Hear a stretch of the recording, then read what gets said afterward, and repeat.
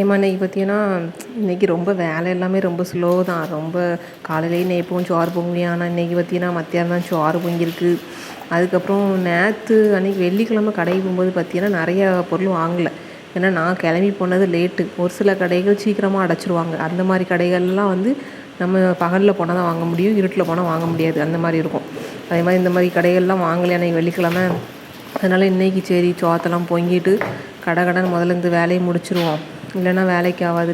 நாளைக்குன்னா எல்லாம் சுத்தமாக காலியாக போன பிறகு நம்ம ஓட முடியாது அப்படின்னு சொல்லிட்டு இன்றைக்கி கடன் கிளம்பி கடையை போய்ட்டு வந்தாச்சு. என்ன நமக்கு இந்த சோப்பு இந்த இது தேங்காய் சுத்தமாக வீட்டில் இல்லை. அதனால் இந்த ஒரு மில்லு அரைப்பாவெல்லாம் அங்கே தான் போய் வாங்கணும்.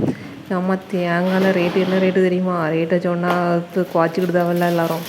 சரியான ரேட்டு, டபுள் ஏறி இருக்கு. ஏன்னா தேங்காய் ரேட்டு கூட்டிட்டான். அதனால் அதுக்கப்புறம் இந்த புளி மிட்டாய், இந்த கொமட்டுதுங்க பற்றியெல்லாம் பஸ்ஸில். அதனால் இந்த புளி மிட்டாயை வாங்கி வச்சுருக்கேன். இந்த புளிப்பாக கொஞ்சம் சாப்பிட்டுட்டே போனால் அந்த கொமட்டாது அப்படின்னு சொல்லுதாவல்ல. அதனால் இந்த புளி மிட்டாயை வாங்கிட்டு வந்தேன். கொமட்டாமல் இருக்கணும் அது. ஏன்னா நம்ம 3 வருஷத்துக்கு இப்படி தான் பஸ்ஸில் போயிட்டு வரணும். பஸ்ஸு பிடிக்காமல் கொமட்டிகிட்டு இருந்தால் எப்படி? உடம்பு நல்லா இருந்தால் தானே பிள்ளைகளுக்கு ரிலீஃபாக படிக்க முடியும், இல்லைன்னா என்ன செய்ய முடியும்னு. கடவுளேனது கொமட்டாமல் இருக்கணும்.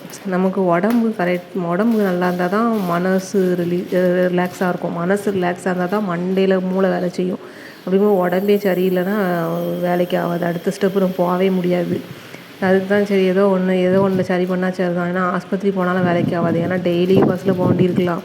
அப்போ இந்த கொமட்டில் எப்படி நிற்கும்னு சரி இந்த புளி மிட்டாய் வாங்கிட்டு வந்தேன். அதுக்கப்புறம் நம்ம இந்த ஒரு பால்கோவா டப்பா காமிச்சோம்னா அது வந்து ஏழைகளின் பால்கோவான்னு நினச்சிக்கணும். ஏன்னா அது ரேட்டு கம்மியான பால்கோவான்னு.